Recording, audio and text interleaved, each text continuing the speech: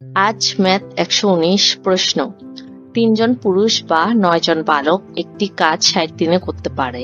১১ জন পুরুষ ও ২৭ জন বালকের ওই কাজ করতে কতদিন লাগবে?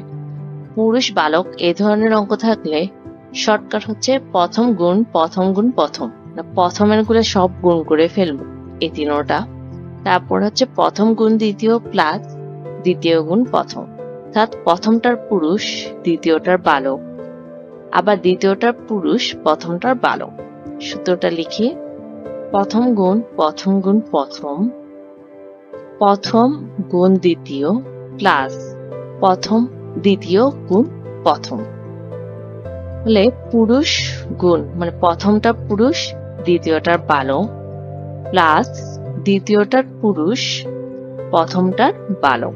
এখন মানগুলো বসিয়ে পাই ৩ গুণ ৯ গুণ ৬০ ভাগ প্রথমটার পুরুষ দ্বিতীয়টার বালক, বালক হচ্ছে ২৭, ৩ গুণ ২৭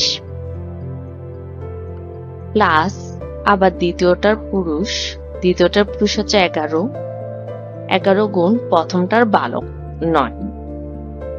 এখন ক্যালকুলেশন করি, ৩ গুণ ৯ গুণ ৬০, ৩ গুণ ২৭ ৮১, ৯ ১১ ৯৯, ৩ গুণ ৯ গুণ ৬০ ভাগ ১৮০, ক্যালকুলেশন করলে পাই ৯ দিন।